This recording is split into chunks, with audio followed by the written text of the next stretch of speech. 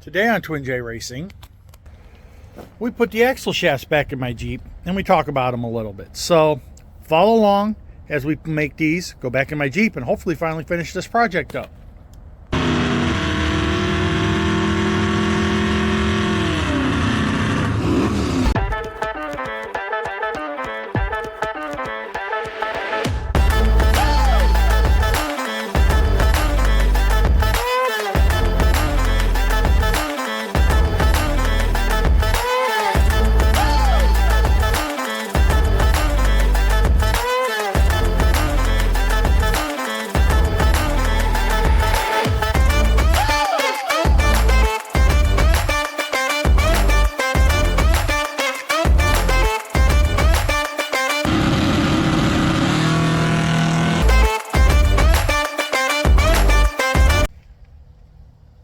Welcome back to Twin J Racing, everybody. We're going to work on getting the Jeep done finally.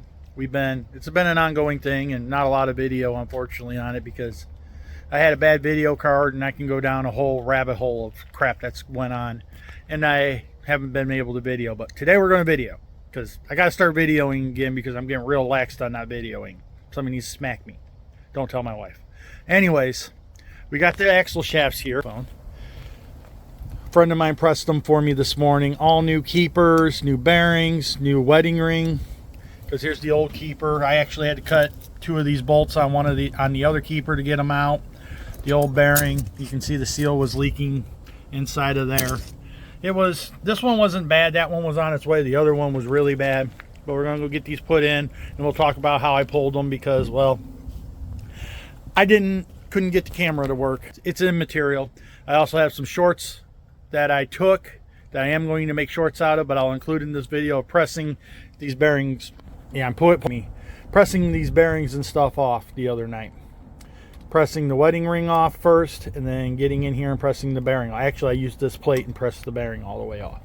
So I will include those now, and then we're going to get to installing all this fun stuff in the Jeep. So follow along if you want. Please like, share, subscribe. Leave a comment. Tell me what I'm doing wrong. Tell me what I'm doing right. Tell me I should jump off a bridge. Just leave a comment. And let's go get this done.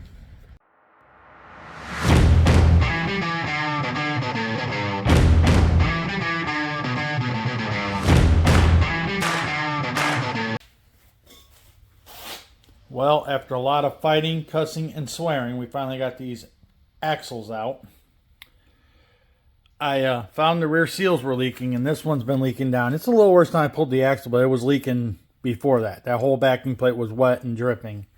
But I didn't realize on this Dana 44 rear that they're not C-clip axles. I thought they were C-clip axles, so I'm going to knock it out, put a seal in it, put it back together. No problems. I didn't realize they were bolt-in axles that require bearings and a retainer plate and then press work to make all of this work. But there's the other one. We're going to get all of this done and get this put back together because, well, this thing has been hibernating on my lift way too long. If you followed along with the other shorts, if you haven't, go watch them. Alright everyone, welcome back to Twin J Racing. This is a little on the sketchy side, but it'll work.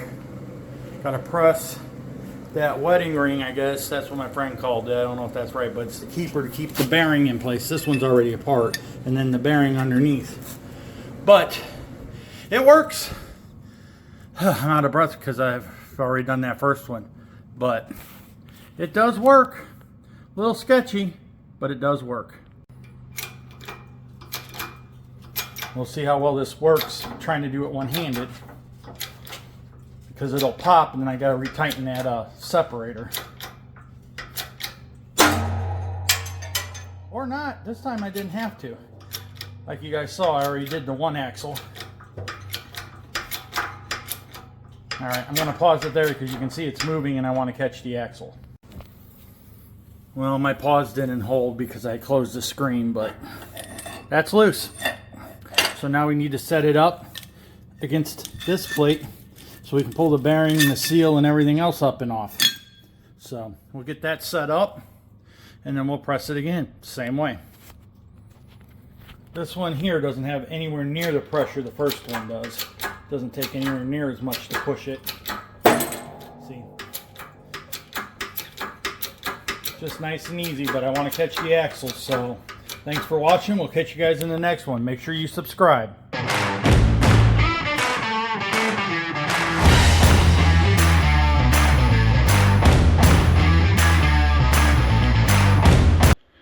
Here we are, we're back in the shop. We got the axle shafts brought in.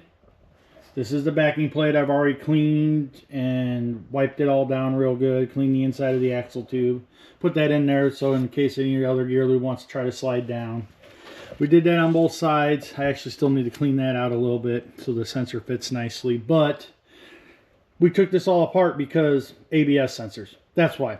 ABS sensor. Because I have one bad and I needed to fix it. Previous owner to me removed all the parking brake stuff. It was gone when I started this project. So we're going to work on getting this done.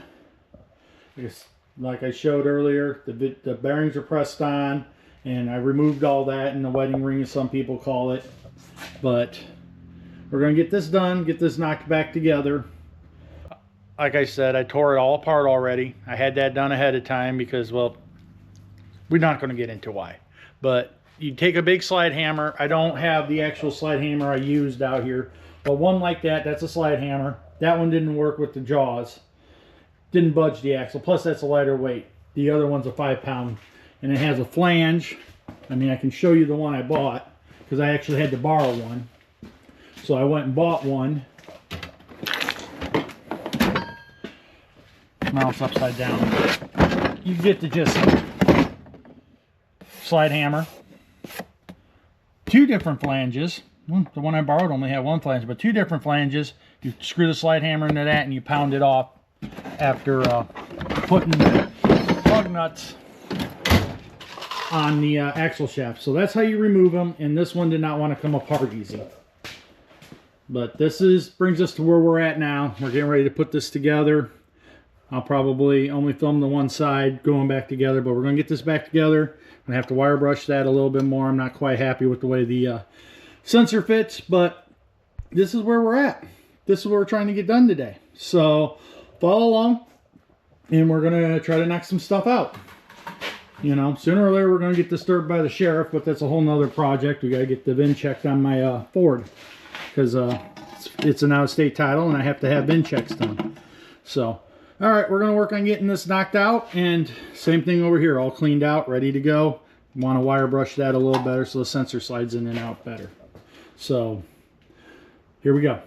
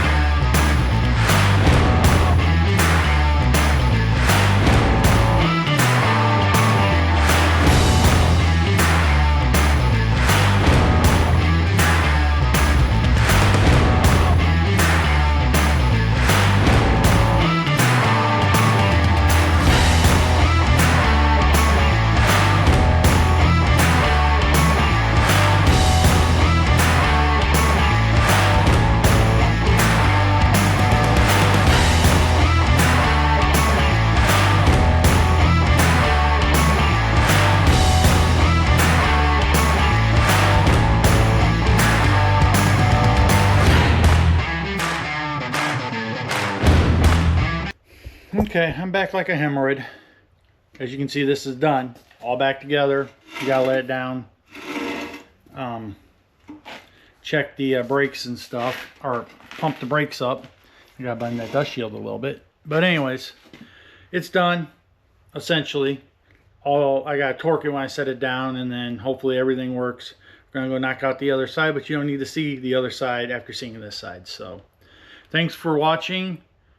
Please like, share, and subscribe, and we'll keep it updated on what actually happens with this, if it fixes the problem or if we have more problems, especially the oxygen sensors in the EGR valve. So I'm hoping that problem's fixed. This was just a byproduct. Hopefully we get the ABS sensor light to go away, and I can use my cruise control and other fun functions. So have a good one, guys.